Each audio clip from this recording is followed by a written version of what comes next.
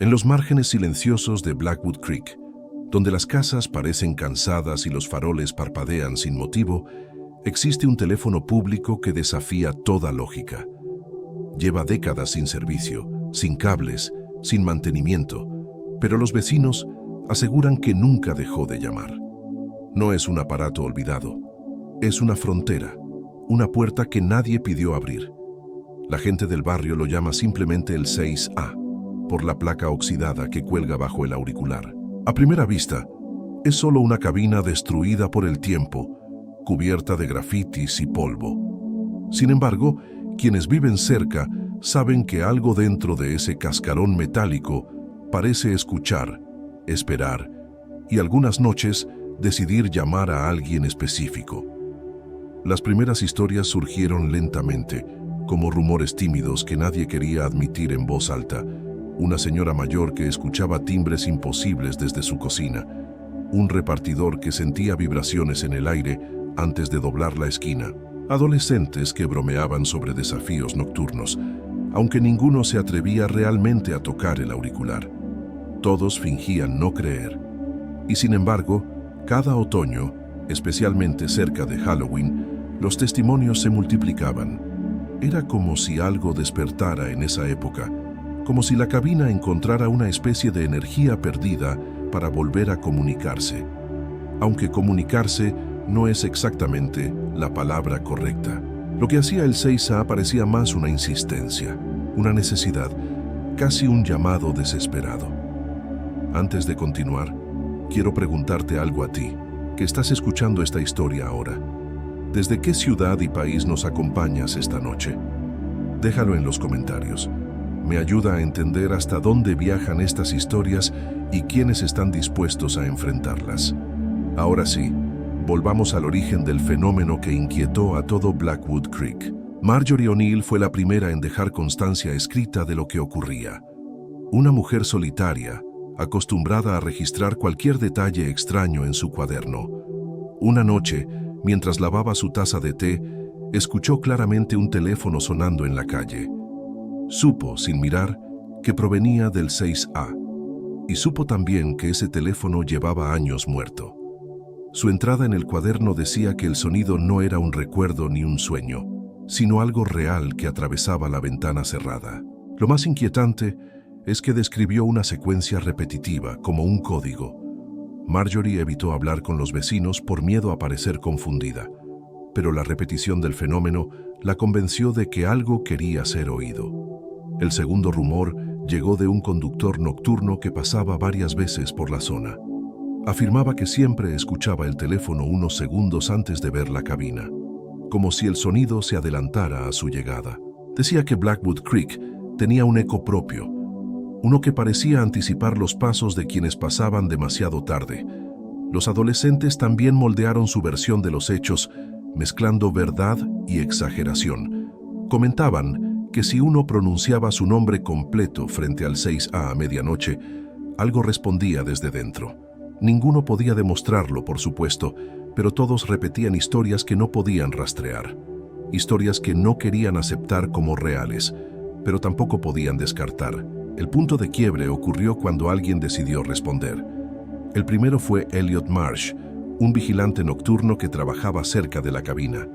Elliot no creía en fantasmas, supersticiones ni fenómenos inexplicables, pero creía en su oído, y una madrugada escuchó claramente el sonido inconfundible de un teléfono público llamando en medio del silencio absoluto. Elliot caminó hacia la cabina pensando en vandalismo, en cables sueltos, en algún truco ridículo. Sin embargo, cuanto más se acercaba, más nítido se volvía el sonido. Cuando quedó frente a la cabina, el teléfono se detuvo. No había nadie alrededor, ni viento ni movimiento. Solo un silencio espeso, casi atento, que parecía observarlo desde dentro. Movido por una mezcla de incredulidad y terquedad, levantó el auricular. Esperaba escuchar ruido estático o silencio común, pero se encontró con algo distinto. Un silencio tan profundo que parecía absorber el aire.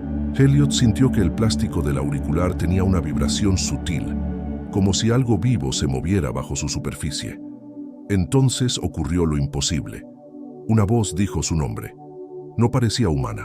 Era demasiado neutra, sin género, sin edad, sin respiración. Una voz que apenas imitaba el lenguaje humano. Elliot soltó el auricular como si estuviera quemando. Retrocedió, convencido de que si seguía escuchando, algo se fijaría en él con demasiada claridad. Después de ese incidente, Elliot nunca volvió a acercarse. En su testimonio, describió que durante varias noches el teléfono lo llamaba justo cuando estaba por quedarse dormido en la caseta de seguridad. No era un sonido físico, sino una certeza mental, una sensación de que algo esperaba que él contestara una vez más. El segundo caso registrado fue el de Lisa Hargrave, estudiante universitaria. Volvía tarde a casa cuando escuchó el teléfono de la esquina sonar, nítido, preciso, como si la cabina hubiese despertado con un propósito firme. La calle estaba vacía. Lisa, tratando de racionalizar el miedo, decidió acercarse para comprobar que nada estuviera realmente conectado. Cuando levantó el auricular, no escuchó una voz, sino una secuencia numérica repetida, lenta, casi hipnótica. 0, 3, 1, 5, 2, 4. Una y otra vez. Lisa sintió que la voz no respiraba. Era un bucle perfecto, como si alguien estuviera atrapado dentro de un patrón del que no podía escapar. Lo peor llegó cuando la voz preguntó, ¿recuerdas este número? Lisa colgó inmediatamente, asustada por una sensación íntima que no entendía.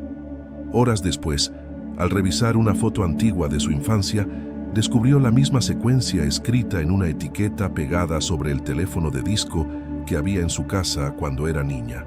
No supo explicarlo. Desde esa noche, Lisa evitó mirar la cabina cada vez que pasaba, pero confesó que durante semanas soñó con alguien repitiendo los números al lado de su cama. No gritaba, no insistía, solo repetía, como un metrónomo humano atrapado en una memoria que no debía existir. Eso fue suficiente para que no volviera a pasar por esa esquina de noche. Hasta este punto, podríamos pensar que todo se trata de coincidencias, sugestión o malas interpretaciones. Pero te pregunto directamente a ti, ¿te atreverías a contestar un teléfono público abandonado si sonara caminando solo? Déjalo en los comentarios. Tu respuesta dice más sobre ti de lo que imaginas. Ahora, continuemos con el caso más inquietante. El tercer testimonio pertenece a un niño de 12 años, cuyo nombre fue protegido por decisión familiar. Su relato es considerado el más perturbador porque aseguraba que una noche, al pasar cerca del 6A, escuchó la voz de su madre fallecida, llamándolo desde dentro de la cabina. No era parecida, era idéntica, exacta, con sus tonos y pausas. El niño, confundido y sin saber si estaba despierto o soñando, se acercó lentamente a la cabina. El auricular colgaba quieto, moviéndose apenas con la brisa fría. Cuando lo tomó, la voz al otro lado no pidió explicación ni contuvo misterio alguno. Simplemente empezó a regañarlo por haber vuelto tarde, como hacía cuando todavía vivía con ellos. La voz sonaba exactamente igual que antes de morir. No había distorsión, no había interferencia. Podría haber sido una llamada real. El niño respondió casi sin pensarlo, temblando. Le dijo que la extrañaba, que estaba intentando portarse bien, que la escuela era difícil. La voz escuchó en silencio y luego dijo algo que él jamás pudo olvidar. Estoy donde no puedes verme, pero te escucho cuando hablas solo. Aquella frase cambió para siempre la forma en que el niño entendía el duelo. La llamada se cortó abruptamente, a mitad de una palabra. Cuando llegó a casa, llorando, su padre creyó que era una alucinación del dolor, pero el pánico sincero en sus ojos contaba otra historia. El padre buscó explicaciones racionales. Llevó al niño al médico, al psicólogo, incluso a un especialista en duelo infantil. Ninguno encontró señales de delirio, pero el padre confesó algo tiempo después. Durante varios días, al pasar cerca del 6A camino al trabajo, sintió un impulso casi físico de levantar el auricular, como si algo lo llamara también. Para entonces, la leyenda del 6A ya estaba formada. Blackwood Creek se había acostumbrado a convivir con el fenómeno como quien aprende a vivir con un vecino incómodo. Nadie hablaba abiertamente del tema, pero todos sabían qué calle evitar de noche. Había una especie de acuerdo silencioso: no molestar a la cabina, y la cabina no molestaría demasiado. Sin embargo, la historia tomó una nueva dirección años más tarde, cuando un periodista independiente llamado Daniel Rojas encontró referencias al caso en foros antiguos. Daniel tenía la costumbre de investigar historias pequeñas que otros medios descartaban. Cuando leyó sobre el 6A, supo que debía viajar al barrio y enfrentarse personalmente a la cabina. Llegó a Blackwood Creek una tarde nublada, con una lluvia indecisa que no terminaba de caer. El barrio parecía atrapado en un estado entre lo vivo y lo abandonado. Daniel preguntó por la cabina en una tienda local. El comerciante titubeó antes de señalar hacia la vía del tren, como si diera instrucciones a un lugar que preferiría no mencionar. Cuando Daniel vio el 6A por primera vez, pensó que las historias eran exageraciones. La cabina parecía inofensiva, deteriorada, irrelevante. Tomó fotografías, anotó detalles, observó el óxido acumulado en las esquinas, pero un hallazgo cambió por completo su percepción. La parte donde deberían estar los circuitos internos estaba completamente vacía. No había cables, nada. La cabina no solo estaba desconectada, era imposible que pudiera emitir o recibir sonido alguno. Un teléfono muerto en el sentido literal. Ese descubrimiento, lejos de tranquilizarlo, lo inquietó más. Si la infraestructura no existía, ¿cómo explicaban los testimonios? ¿Qué estaba imitando la estructura de un teléfono si ya no quedaba tecnología dentro? Daniel decidió regresar de noche, cuando las historias afirmaban que ocurrían los fenómenos. El barrio parecía otro después de las 11. Las luces parecían más débiles, las sombras más largas y las ventanas más silenciosas. El 6A se veía casi vigilante, como una presencia que no pertenecía al escenario urbano, sino a otra capa de realidad. Mientras esperaba algún indicio, apoyado en la cabina, sintió una vibración tenue en el metal. No era viento ni movimiento mecánico, era un pulso, leve pero insistente, como si algo respirara dentro del óxido. Daniel retrocedió un paso, sorprendido por la sensación. Había investigado casos paranormales antes, pero nunca algo tan tangible. De pronto, sin aviso, la cabina emitió un sonido imposible. El teléfono estaba sonando. No fuerte, no urgente, pero completamente audible en medio de aquella calle dormida. Daniel dudó. Sabía que contestar era cruzar una frontera, pero su trabajo exigía más que observar, exigía entrar. Levantó el auricular con la mano ligeramente temblorosa. Al principio no escuchó una voz, sino un eco extraño, como si estuviera dentro de un cuarto vacío. Después, la voz apareció con claridad inquietante. No saludó, no preguntó quién estaba al otro lado, simplemente dijo: «Llegaste tarde, Daniel». Esa frase lo atravesó de inmediato. No había dicho su nombre a nadie en el barrio. Trató de mantener la calma, preguntó quién hablaba, pero la voz pareció ignorar la pregunta. Después de unos segundos, dijo algo desconcertante: «Yo no llamo. A mí me usan para llamar, pero a veces se quedan cosas enganchadas». Daniel comprendió que no estaba hablando con una persona, sino con una especie de eco atrapado en un punto muerto. «La gente marca números que nunca llegan a destino», continuó la voz, «y esos restos a veces buscan una salida. Aquí encuentran un hueco». Daniel miró otra vez la cavidad vacía donde deberían estar los cables. Una cabina hueca que contenía, de algún modo, voces de personas que ya no existían o que jamás lograron comunicarse. «¿Quién te usa?», insistió Daniel. La voz respondió con una calma aterradora: «Los que tienen miedo de no ser escuchados, los que se fueron sin despedirse, los que creen que aún pueden volver si alguien contesta». Daniel sintió un peso extraño en el pecho. No era miedo, era una tristeza profunda, como si aquellas palabras hubieran tocado algo personal. La voz parecía conocerlo, y no solo por su nombre. Después de un silencio que duró demasiado, preguntó: «¿Tú no has querido llamar a alguien que ya no puede contestar?». Daniel tragó saliva. Había alguien a quien había perdido hacía años, alguien cuya ausencia moldeó su trabajo, pero jamás pensó que esa herida sería reconocida por un teléfono abandonado. Antes de que pudiera responder, la voz añadió: «Si te quedas lo suficiente, puede que alguien marque tu nombre». Esa frase lo heló por completo. Significaba que el teléfono no llamaba al azar, elegía.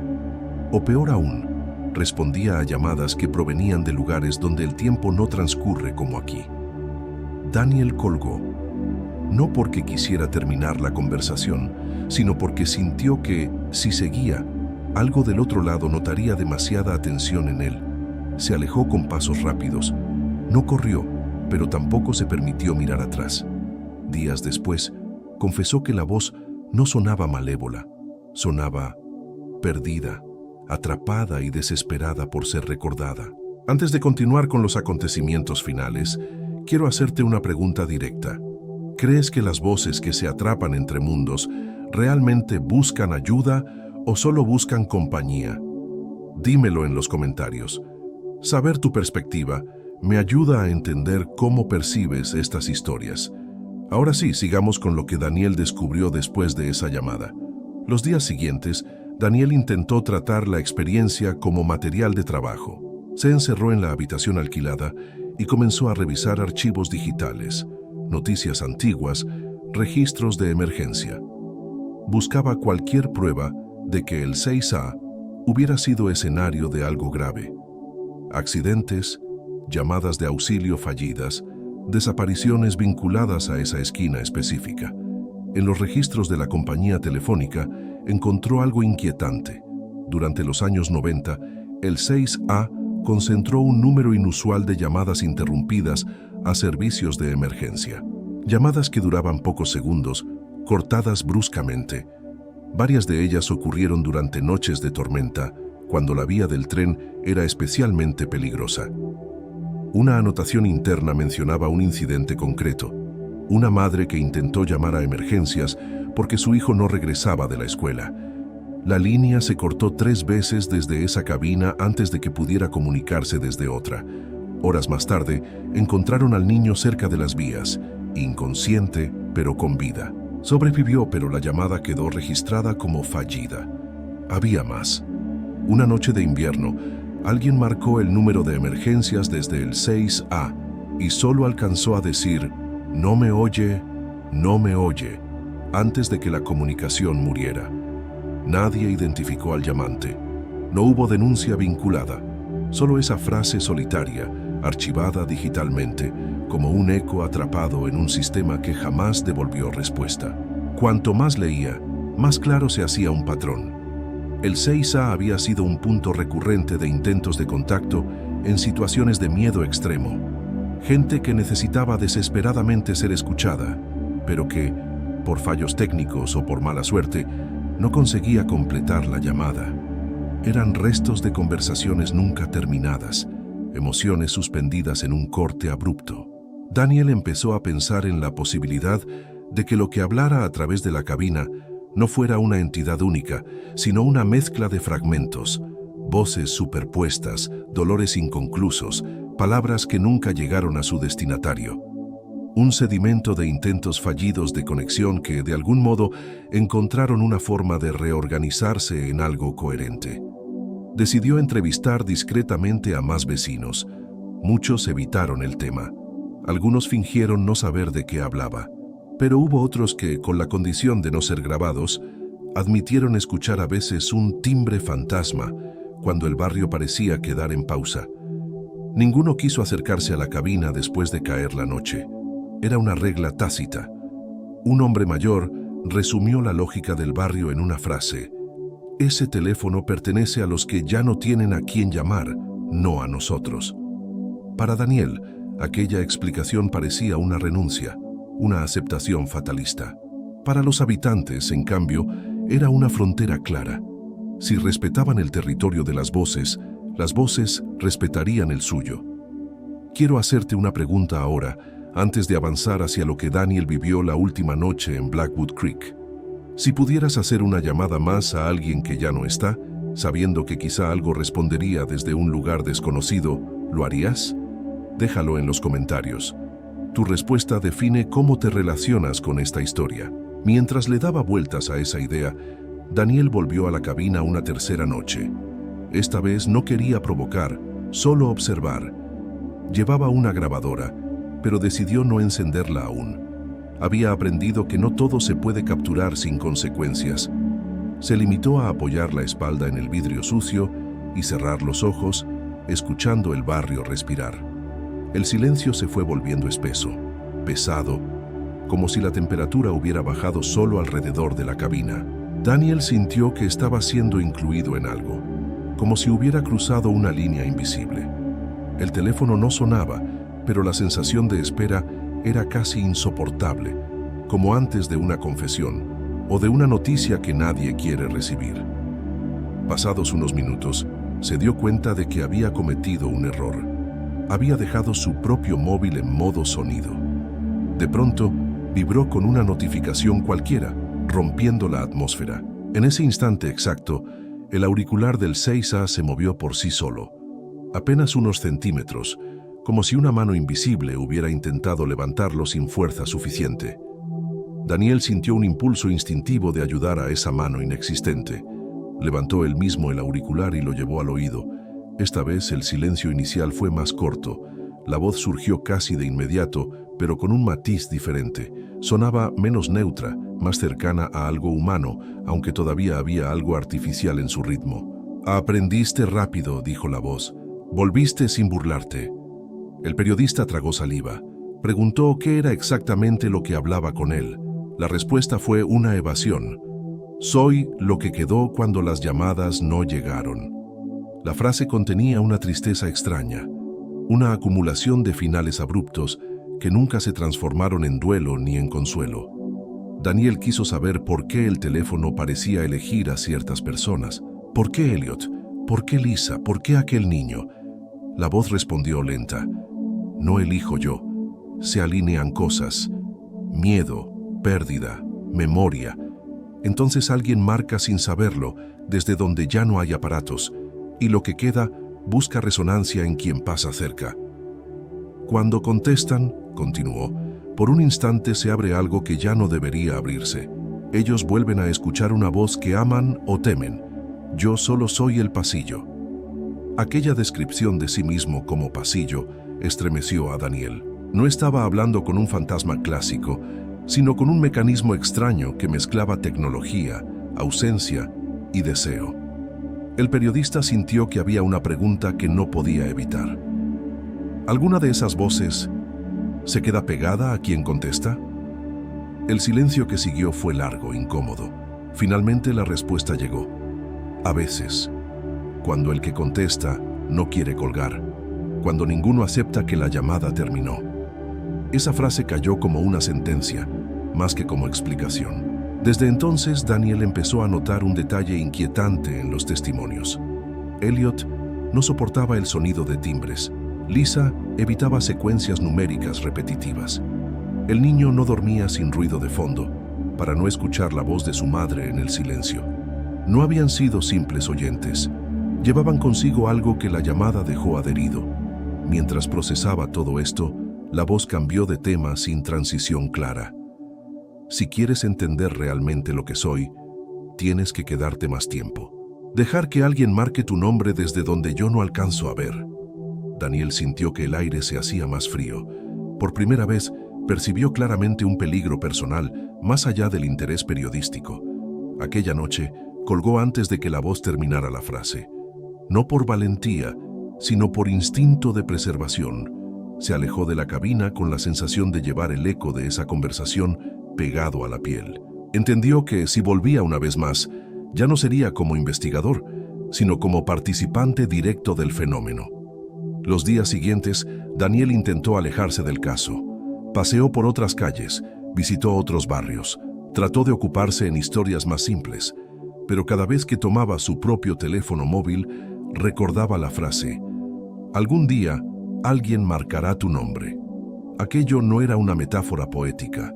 Sonaba como una advertencia concreta, casi como un pronóstico. Decidió preparar su salida de Blackwood Creek. Reservó un billete de regreso, empaquetó sus cosas, revisó sus notas. Tenía material suficiente para un reportaje largo, inquietante, pero aún incompleto. Faltaba algo, la sensación clara de cierre narrativo. Y sin embargo, sabía que en historias como esta, el cierre suele ser una ilusión cómoda, no una realidad. La tarde antes de irse, fue a despedirse del comerciante que le había indicado la dirección del 6A. El hombre lo miró con una mezcla de curiosidad y resignación. Le preguntó si había conseguido lo que buscaba. Daniel no supo qué responder. Había encontrado más de lo que quería, pero menos de lo que podía comprender sin consecuencias. El comerciante dijo algo casi al pasar mientras envolvía una compra trivial. La mayoría de los que preguntan por la cabina no vuelven a hablar del tema. O se van del barrio, o se quedan pero cambian de ruta. Tú estás en la línea fina. Aún puedes elegir qué tipo de historia quieres que te siga. Esas palabras lo acompañaron de regreso a la habitación alquilada. Por la noche, cuando trató de dormir, el silencio de la casa se sintió extraño. No era el silencio de la tranquilidad, sino el de la espera. Daniel comprendió que, en el fondo, ya había tomado una decisión. Antes de irse, volvería una vez más al 6A. Cerca de medianoche, salió a la calle. No llevó grabadora, ni cuaderno, ni cámara. Solo su teléfono móvil apagado en el bolsillo. Caminó hacia la esquina de Maple Row con la sensación de que cada paso era a la vez voluntario e inevitable. Blackwood Creek estaba casi desierto. Las ventanas cerradas parecían ojos que evitaban mirar. Cuando llegó a la cabina, el 6A estaba en silencio. No había vibraciones, ni cambios de temperatura, ni señales evidentes. Daniel se quedó de pie frente al auricular sin tocarlo. Durante unos segundos, pensó que tal vez todo había terminado y que las voces habían dejado de usar aquel lugar como pasillo. Ese pensamiento duró muy poco. El móvil de Daniel vibró en su bolsillo. No había señal suficiente como para recibir mensajes, pero la pantalla mostraba una llamada entrante desde un número desconocido. Lo inquietante no fue eso, sino el detalle de que la hora marcada no coincidía con el presente, sino con una fecha de años atrás. Era una llamada atrapada. Sin pensar demasiado, cortó la llamada en su teléfono. En el mismo instante, el auricular del 6A comenzó a moverse, esta vez con claridad. Se balanceó, golpeó levemente el cristal y quedó oscilando como si alguien, desde otro lugar, hubiese intentado ajustarlo. Daniel entendió el mensaje. La llamada había sido redirigida, no a su móvil, sino a la cabina.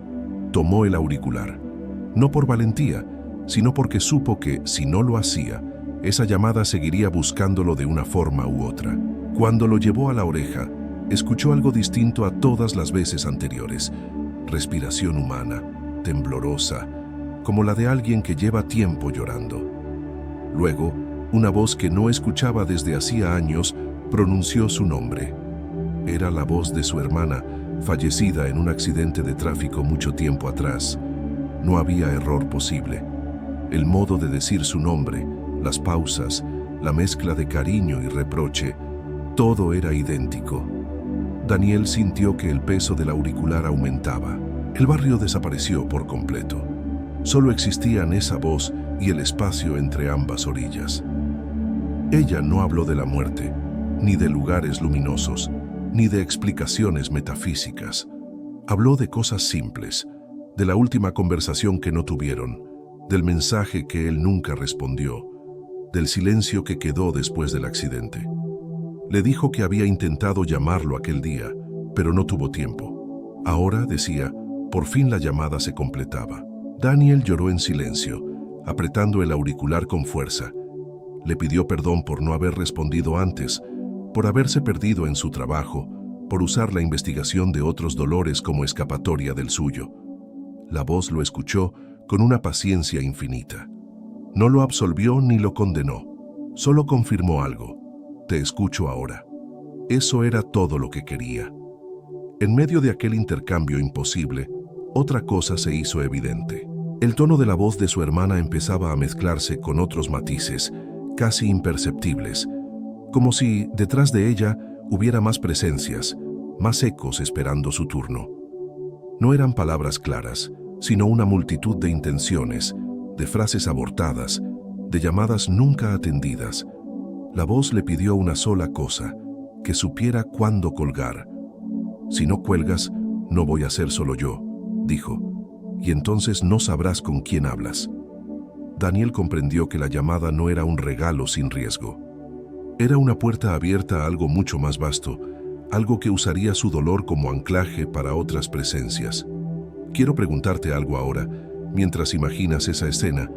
Si escucharas la voz de alguien que perdiste hablándote desde un teléfono así, ¿podrías colgar? ¿Sabrías hacerlo a tiempo? Déjalo en los comentarios. Es fácil responder desde la distancia, pero otra cosa es cuando la voz pronuncia tu nombre con la misma ternura de siempre. Daniel, con la mano temblorosa, le dijo a su hermana que la amaba y que estaba dispuesto a seguir escuchándola, pero ella insistió. «No puedes quedarte mucho más. No es para ti. Yo ya sé lo que necesitaba saber».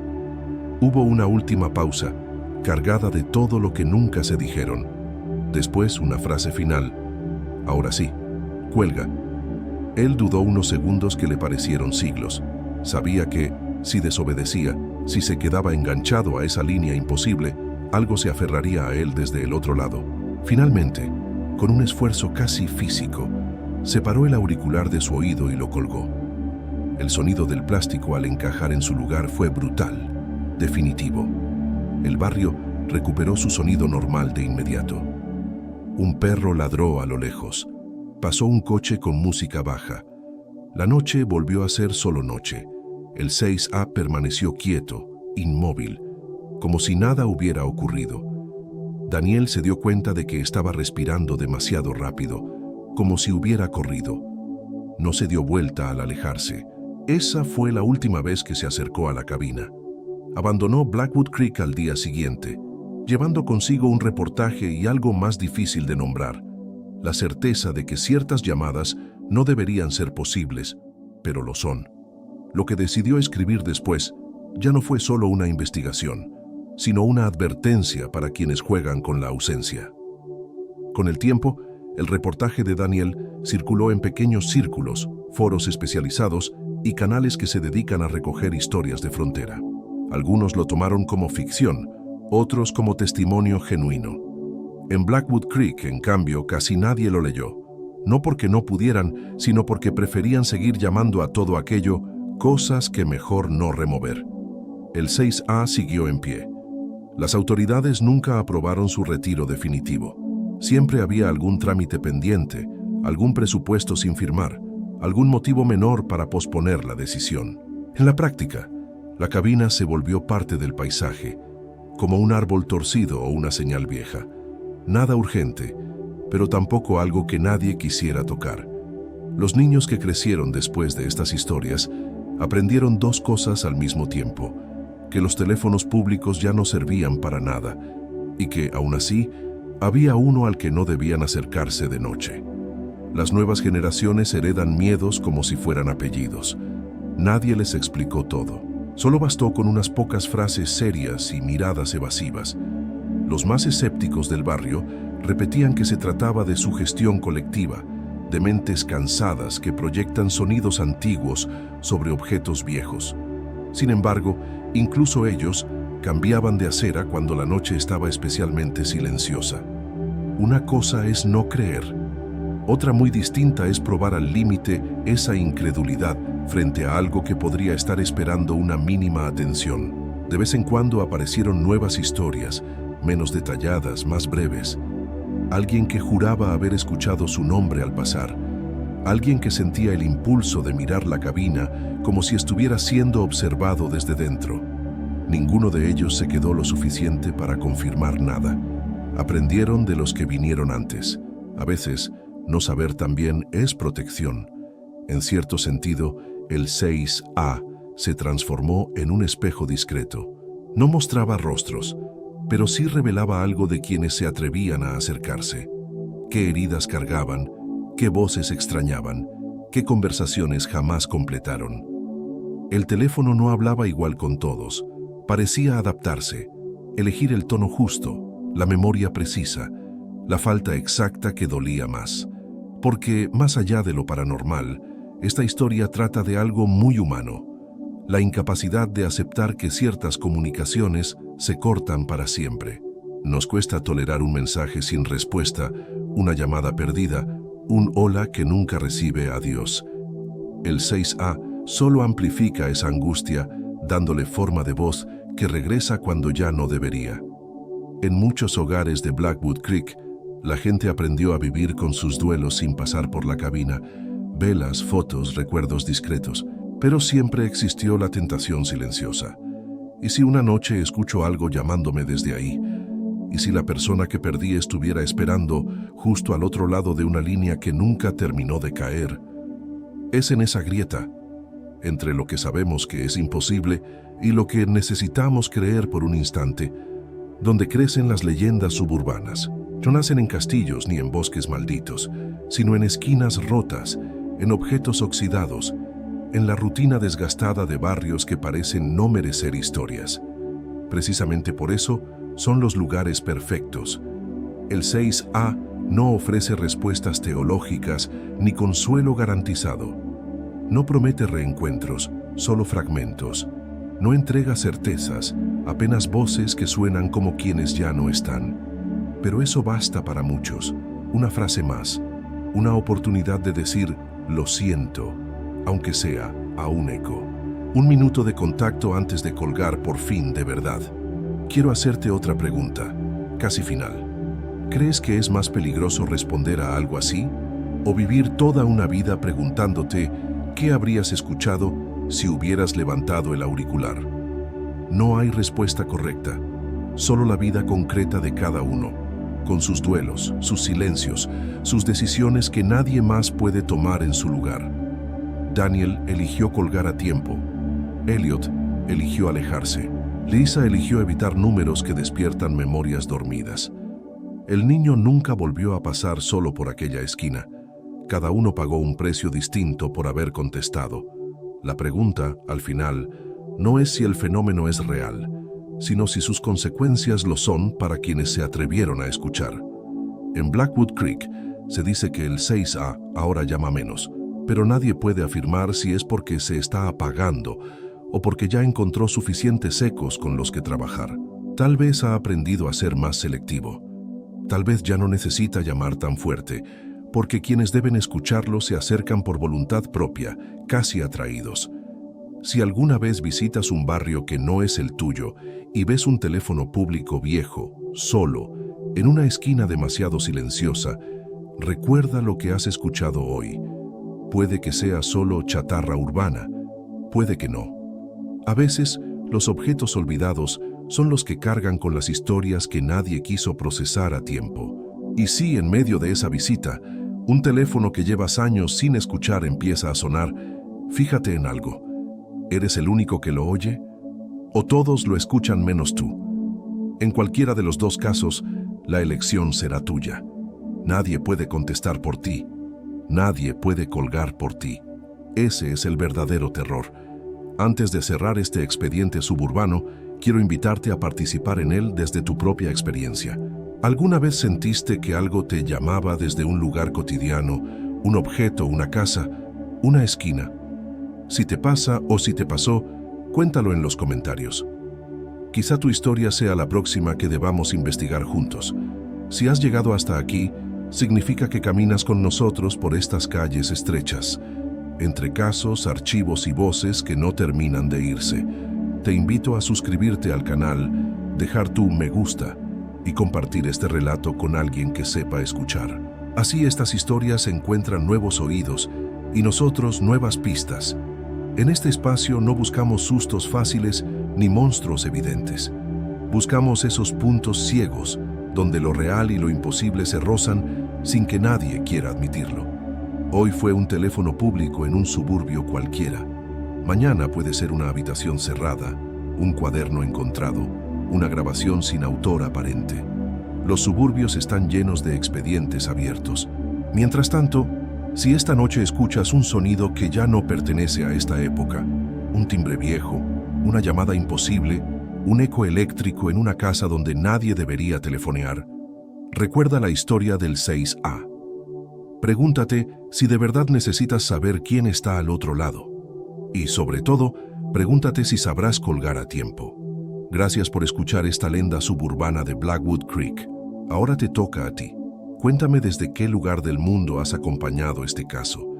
¿Y qué habrías hecho frente a ese teléfono público que no acepta estar muerto? Yo soy solo la voz que recoge estos ecos. Las decisiones, las llamadas y los silencios siguen siendo tuyos.